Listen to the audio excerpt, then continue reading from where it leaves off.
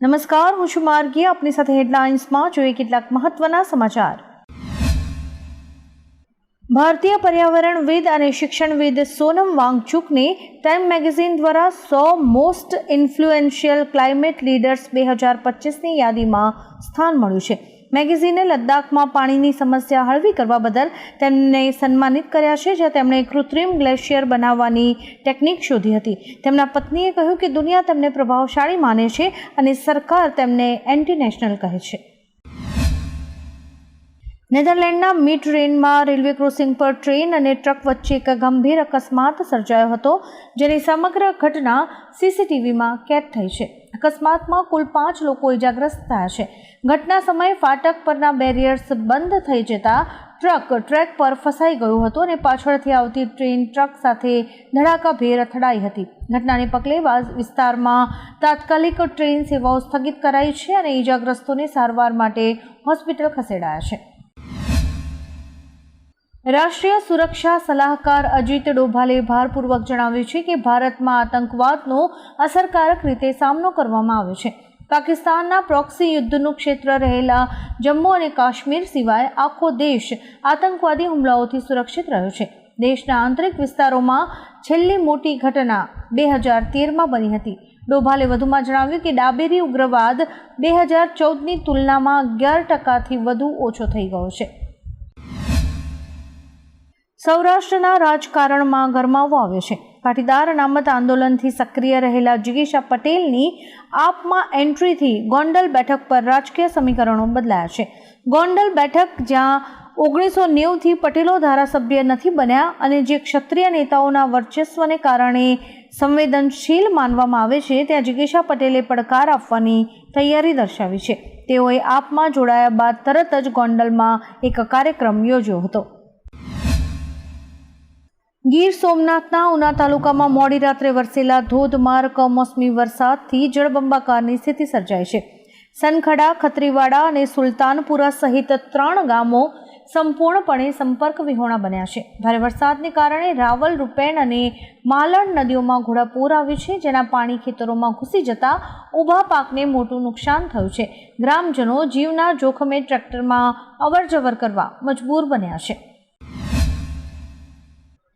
આરજેડીના નેતા તેજસ્વી યાદવે યુવાનોને સંબોધતા કહ્યું કે યુવાન હોવા છતાં તેમણે પરિપક્વતા સાથે ચૂંટણી વચનો આપ્યા છે. તેમણે સ્પષ્ટતા કરી કે તેમની પાસે રાજ્યનો આર્થિક વિકાસ કરીને દરેક ઘરને રોજગાર આપવાની એક નક્કર યોજના છે.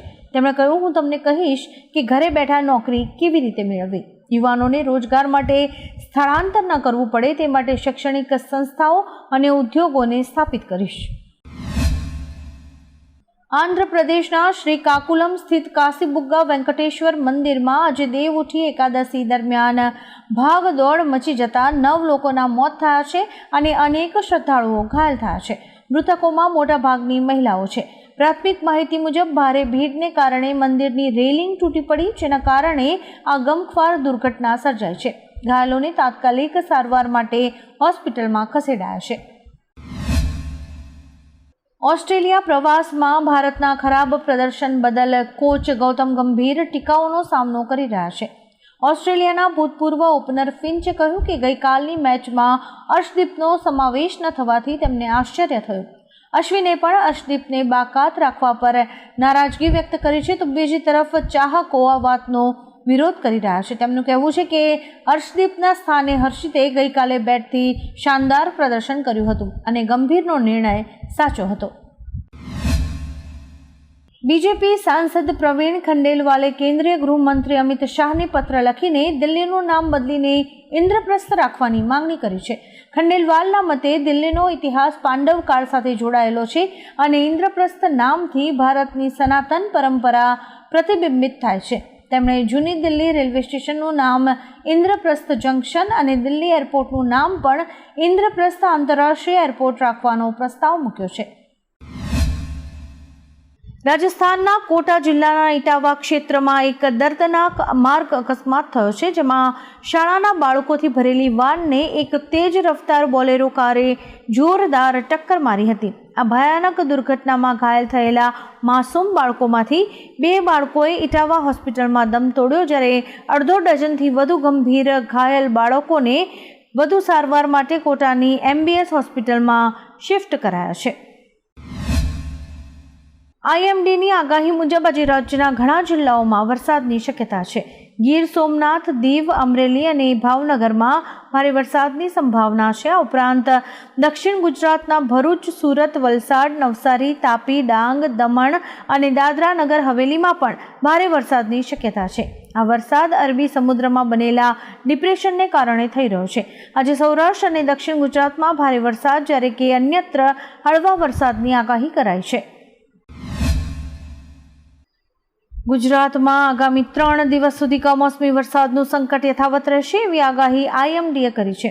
અરબી સમુદ્રમાં બનેલા ડિપ્રેશનના કારણે રાજ્યમાં સાર્વત્રિક વરસાદી માહોલ રહેશે.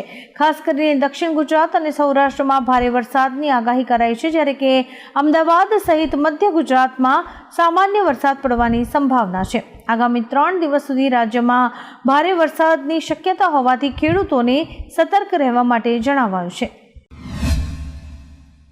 ગુજરાતમાં કમોસમી વરસાદથી અંદાજે 10 લાખ હેક્ટર વિસ્તારના પાકને ગંભીર નુકસાન થયું છે, જેના કારણે ખેડૂતો આર્થિક સંકટમાં મુકાયા છે. પૂર્વ વિપક્ષ નેતા પરેશ ધાનાણીએ ખેડૂતોની આ વેદનાની વાચા આપવા માટે ખેતી બચાવો સત્યાગ્રહના નામે સોશિયલ મીડિયા પર કવિતા સ્વરૂપે એક પોસ્ટ કરી છે. કવિતા દ્વારા સરકારની નીતિઓની તેમણે ટીકા કરી છે અને તાત્કાલિક સહાય ચૂકવવાની માંગણી કરી છે.